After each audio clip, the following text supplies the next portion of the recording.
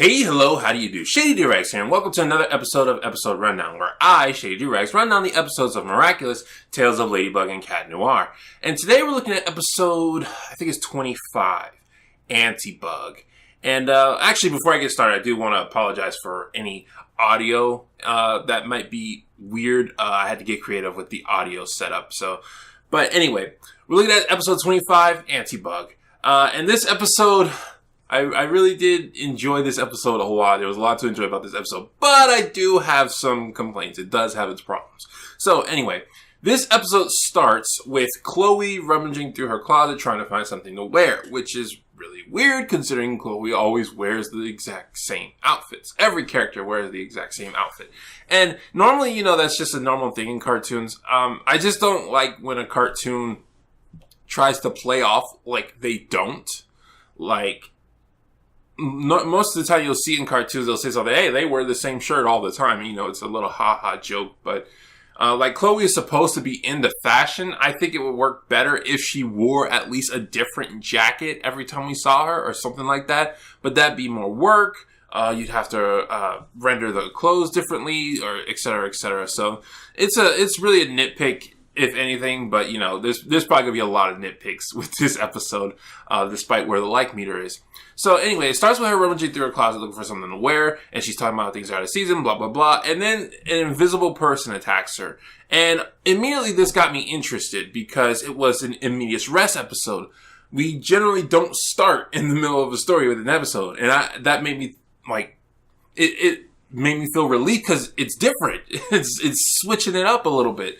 So that was a breath of fresh air. I could immediately tell that it was Sabrina, and that kind of put some thoughts into my head, but we'll get to those a little bit later.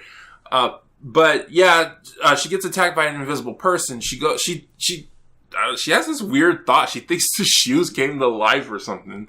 Yeah, I thought it was weird that she would think that. But anyway, she goes to school and she's showing signs of fatigue. I'm guessing whoever, I already know who it is. I'm guessing Sabrina, was hassling her throughout the day. But it's kind of weird because she's looking sleepy, like she's been hassled. Like she couldn't get any sleep because somebody was hassling her.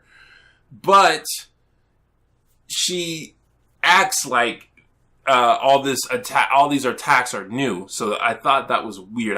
I'm just paying way too much attention to the detail in this episode. She gets attacked in the school, and this freaking teacher, all this stuff is clearly happening.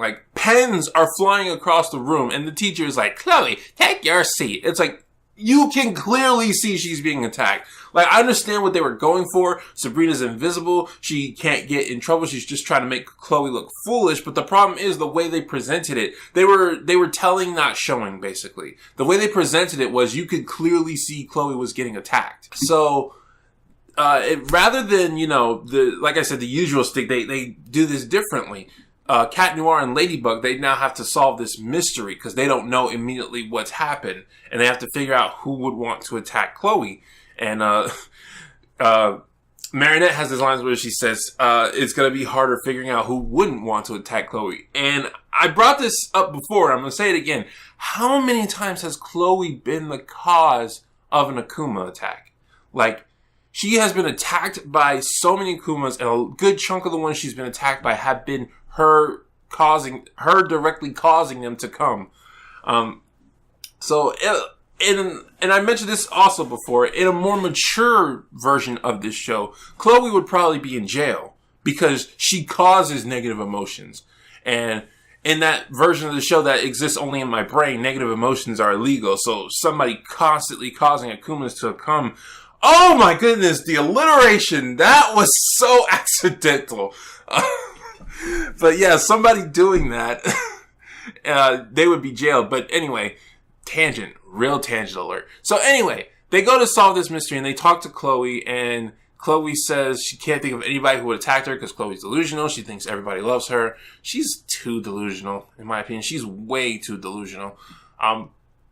But then they talk to the butler, and the butler says actually she did get in a fight with Sabrina. And they flashback, and he says Sabrina and Chloe, they like to play, to pretend to be Ladybug and Cat Noir. And Oh, my paternal instincts just kicked off so hard. Seeing Chloe pretending to be Ladybug and Sabrina pretending to be Cat Noir was just so freaking adorable. That I know they're teenagers, but that was adorable. That was adorable seeing them running around playing pretend like that. Especially I haven't seen Sabrina as Cat Noir before, so that was interesting. Then in the flashback, Sabrina and Chloe, they see Jagged Stone, and Jagged Stone and the person interviewing him thinks that she is Ladybug. And again, I facepalm because I'm like, how can you not tell? Look at her hair. And Jagged Stone says, your hair is different. And I just, this brought out so much. I'm like, oh my goodness. Okay, so for all you people, some people have been telling me this, that they think the costume makes people see different things. And because the costume is magical, they think it makes people see different things. That's why no one can tell that Marinette is Ladybug, even though they look just alike. And I said there's no proof to support that, and there's actually proof against it because Cat Noir described Ladybug's hair and her eyes to the point that Marinette thought he was talking about her rather than Ladybug. So I was like, that's proof against that. This is direct proof against that. Everyone can see Ladybug's hair. Jagged Stone points out that her hair used to be blue and that Chloe's is yellow. And it amazes me. It amazes me. And I must reiterate, I've said this 920 times, I'm going to say it again. If you wanted, you could have a series where just putting on costume makes people think you're a different person. You could have that. The problem is it's not consistent with the villains. The villains, everyone recognizes them, no matter what they're wearing, no matter what they sound like. Everyone recognizes them, but it doesn't work for Ladybug and Cat Noir. It's very inconsistent. One thing I want to mention before I go too far is in this scene, the Chinese 187 man is in the background.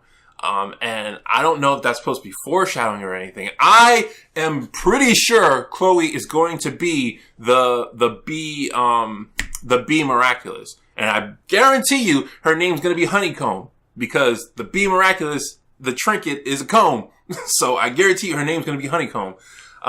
So if that's foreshadowing, that's good foreshadowing. They had him in the background just chilling there. I would wonder why he would pick Chloe, because if this is foreshadowing, this is all going to headcanon territory. If he would pick Chloe, like, he chose Adrian and Marinette because they were nice, they were polite, they helped him. But Chloe in that moment was not polite at all. She was horrible. She was being really, really horrible. So anyway, that's all theory territory. So they go into this interview and Chloe is pretending to be Ladybug, but she's acting rude. And then Sabrina says, "Hey Chloe, I found the villain," because they were pretending to be superheroes looking for a supervillain. She says, "Hey Chloe, I found the villain." They're like, "Chloe, you're not Ladybug." And Chloe, like, is on the verge of tears because she's been found out. She runs and cries, and Sabrina's like, "Chloe, how was I supposed to know?" And I'm like, what do you mean, how were you supposed to know? You were there. You saw her say, "Yes, I'm Ladybug. I want an interview." Like, what do you mean? I can see if Chloe, like, they could have did that part better. Because, like, Chloe could have ran in first, and then Sabrina, not knowing what was going on, could have came in later or something like that. Yeah. So anyway, this causes Chloe to be angry at Sabrina, and the butler says that the fight was worse than he had ever seen it, to the point that she pretended Sabrina was invisible. And Ladybug and Cat Noir put two and two together. Oh, she wanted to be invisible. That's why she became this new villain, which her name is the Vanisher, by the way. Or not the Vanisher, it's just Vanisher. So they put that together, and they say, well, we gotta stop her, blah, blah, blah. And Vanisher's there listening, and which, I kind of think if somebody's invisible, you might want to be careful about what you say out loud. So they start fighting Vanisher in the hotel. Like, she's right there trying to take the Miraculous, and thanks to Cat Noir's quick reflexes, like, geez Louise, that she almost got Ladybug's Miraculous. But they start fighting her. Chloe sees this happening. She decides that she wants to play superhero again.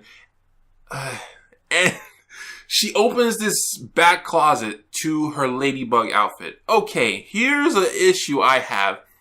Why does her outfit have a wig? She never wears it. And if she did, it would make her look like Ladybug. You'd think she would wear it. And that would have solved the whole issue I had earlier. It's like you guys had a solution, but you didn't use it. She has a wig, a Ladybug wig, and she doesn't wear it. Okay, anyway, moving past that. She goes down to help Ladybug and Cat Noir. Ladybug does the lucky charm, but she sees Chloe. She gets upset because Chloe's just gonna get in the way. Chloe does get in the way. Now, Ladybug, in the midst of trying to save Chloe, she shouts out that she thinks the Akuma is in her bag. And Chloe says, no, the Akuma is in the brooch I gave her. It's gotta be in there. Like, Chloe says this out loud, clear, distinct. You know, there's no heat of the moment. There is no heat of the moment when Chloe says this. Ladybug throws her in an elevator and says, this is not a game, presses the button, and proceeds to go after the bag. Now, I understand that Marinette just can't stand Chloe. Like, Chloe just gets under her skin to the point that she can do rash things. But the thing was, Chloe spoke very clearly, very distinctly. That should have resonated with Ladybug when she was speaking to her. Like, yeah, Chloe's a horrible person, but she has no reason to lie to you about this. And when they eventually defeat her, I can't speak. Ladybug takes the bag, breaks it, sees that it's not there, sees the brooch, breaks it, and frees the Akuma and blah, blah, blah. And she tries to do the pound it, and Cat Noir is like, why didn't you listen to Chloe? And Ladybug's excuse is, A, Chloe lied to them earlier, and B, she was getting in the way. And I'm like, okay, no, those aren't good excuses. Yes, she did. First of all, she didn't lie earlier. She thought that that Sabrina wouldn't attack her. That's why she told them, because she told them she couldn't think of anybody who would attack her. And Ladybug just saw it as a lie. And I'm like, no, Ladybug, you just let your pride get in your way. Now, to be fair to the episode, it does call her out on this. But it calls her out on the wrong thing. And we're going to get to that. Wow, we're a good ways into this episode rundown. But I have a lot to say about this episode, so just bear with me. So Hawkmoth, is upset. This made me chuckle so badly. Hawkmoth is upset, and the animation that normally happens, the window closes, and he's like, ah! And then not even like 3 minutes later, the window opens up again. Because now Chloe is upset. And this got me thinking, Chloe's upset, so now Hawkmoth is going to target Chloe. This got me thinking, what is Hawkmoth's special power that goes on a cooldown? Because Ladybug has the Lucky Charm, Cat Noir has the Cataclysm. When they use it, they're on a cooldown, and they're on a 5-minute timer for which they'll immediately turn back. I thought maybe it was the butterfly thing. He could only use the butterfly, and then 5 minutes and then his Akuma would be too tired, and he'd have to change back. But it's really unsure, because once he uses the butterfly, he stays Hawkmoth throughout almost every episode, he stays Hawkmoth the entire time. So I thought maybe when the Akuma comes out, he can't immediately do it again. But in this episode, he did. So I'm thinking he has no cooldown power. He has no power. If the butterfly is his cooldown power, they haven't been consistent with it, which I wouldn't put past this show. But yeah, they brought that to the attention and now Chloe is upset at Ladybug because Ladybug pretty much she needed Chloe's help but didn't admit it. So the Akuma targets her earrings and she becomes Antibug. We are finally at the villain of the episode. Jeez, I'm 14 minutes into this thing and we're finally at the villain of the episode. She becomes Antibug. And basically her priority is she wants to destroy Ladybug, specifically Ladybug, because she shafted her help, even though she did need it. So Ladybug, they get attacked. Ladybug has to change back right quick, feed Tiki, and then come back into the fight. Cat Noir realizes this and says he'll take Antibug on by himself. And while Tiki is getting fed, by the way, side note, I think Tiki's favorite food is cookies. Like, that's the only thing they've shown her eating is chocolate chip cookies. I think they've only shown her eat twice. The first episode and this episode. But like Plaid will only eat cheese. She'll only eat cookies or something like that. Anyway, back to what I was saying. While Marinette is feeding Tiki, Tiki decides to give this advice that, hey, you should listen to people. You don't have to do everything by yourself. Whew, I have some things to say about that. The lesson should not have been that she should listen to people in general. It's that she shouldn't let her anger of someone stop her from listening to them, because they might still have a valid point. Saying that Chloe couldn't be trusted, that was not a logical step. She was just angry at Chloe because she can't stand Chloe. And also, that's just wrong. Because as I've said before, this show has gone out of its way to demonstrate that Ladybug is the superhero. She can do so much by herself. And this entire episode constantly tries to put in the fact, hey, she needs Cat Noir. They're a team. They need each other. They need to work together. No, the show has shown completely different things about that. And listen, that's what I'm repeating myself from last episode. This is what I want. I want them to need each other. I want Ladybug and Cat Noir to need each other as a team. But the show goes out of its way to show differently. For example, during the moment where Ladybug has to recharge, Cat Noir fights Antibug and he gets wrecked. He gets his butt handed to him. Like, they don't show it. It's off screen. But the next time we see him, he's tied up to his own staff, hanging off of a building. Like, Cat Noir without Ladybug is nothing. That's what this show is telling me. Cat Noir without Ladybug is nothing. Meanwhile, when Ladybug is in scraps by herself, she fights, she does all this amazing stuff to get out of it. And yeah, no, they're not a team. And they will say this throughout the episode. We're a team. We're a team. We need each other. We're a team. No, you're not. No, this is Tales of Ladybug. Now, I forget the original title of the show, but it wasn't Miraculous Tales of Ladybug and Cat Noir. It was specifically about Ladybug. And that makes sense because the show is so much about Ladybug and it does so much to demonstrate that. Which I would be fine if they weren't trying to tell me they were a team. If they weren't trying to emphasize. Anyway, I'm repeating myself now. So anyway, the episode continues. And Marinette has to figure out a way to save Cat Noir because Tiki is still eating, because apparently she needs the whole cookie to change back. And so Marinette does something kind of clever. Is she plays a video of her saying that she and Cat Noir are a team. It's a clip from earlier, so it wasn't Deus Ex Machina or anything.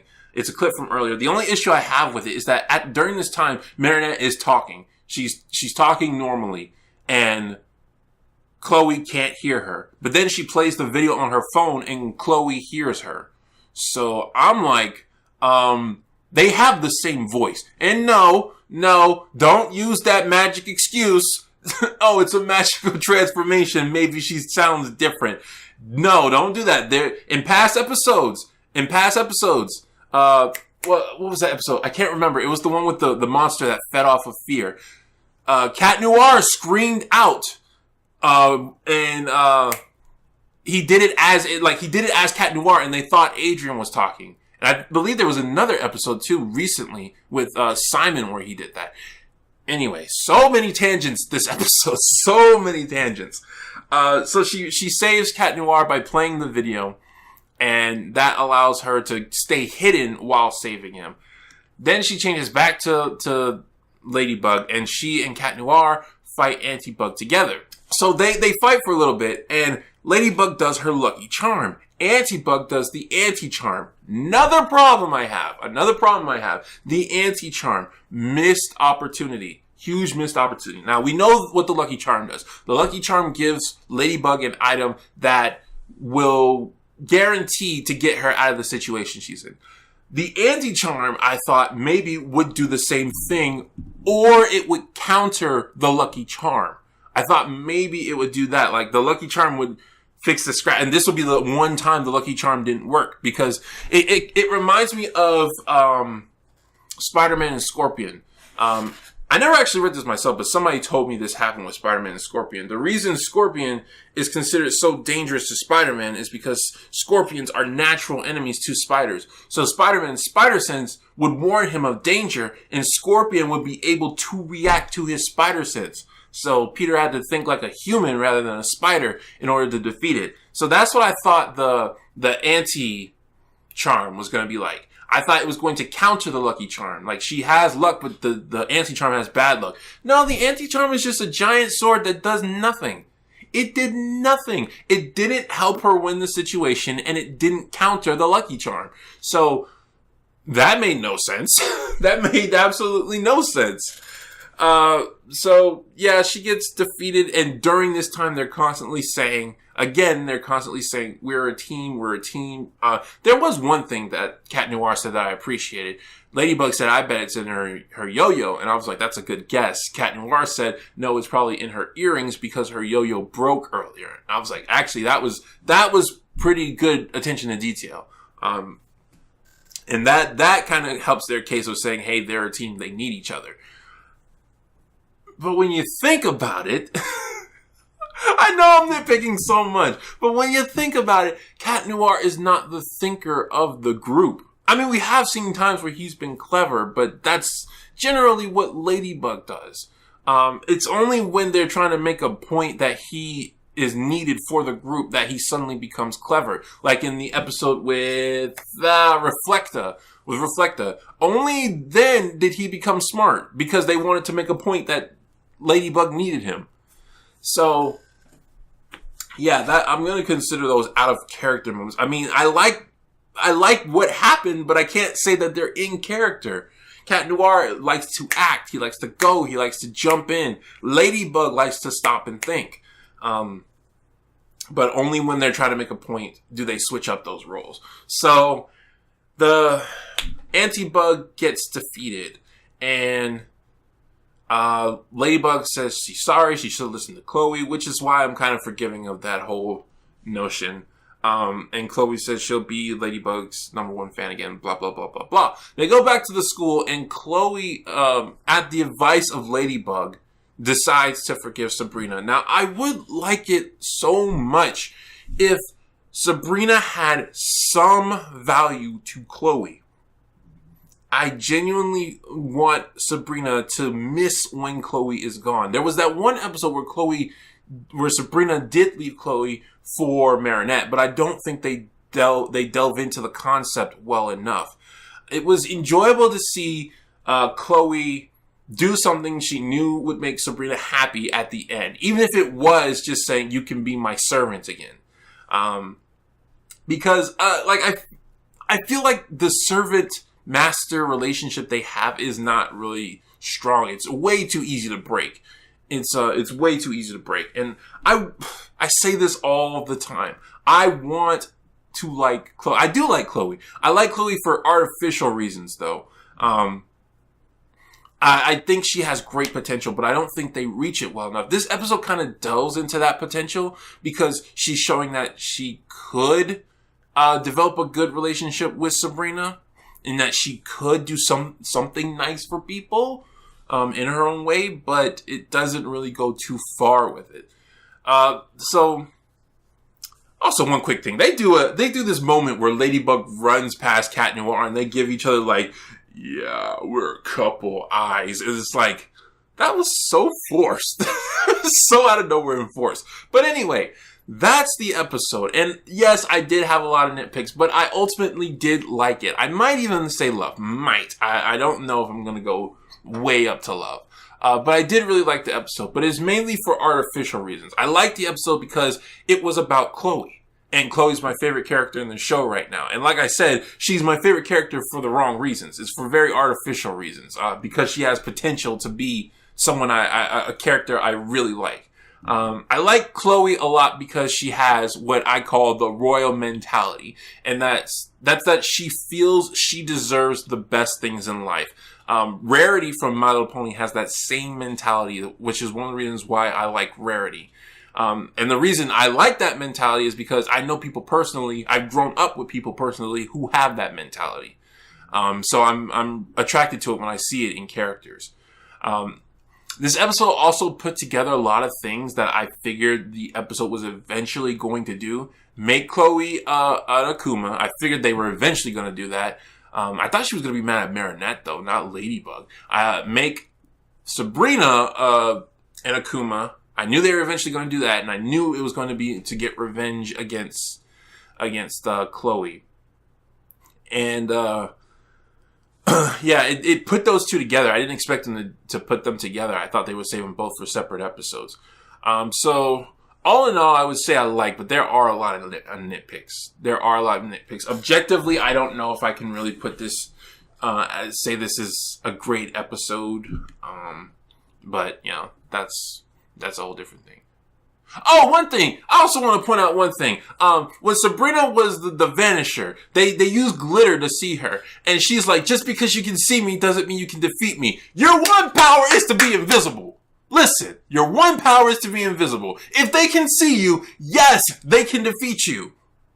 Okay, I just had to get that out. So, next time we'll be dealing with the final episode of the season.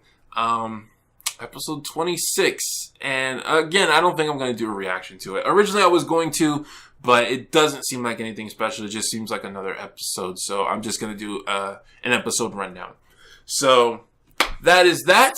I will see you guys for the final episode rundown of Miraculous. This has been Shady Doorags. So long. Farewell.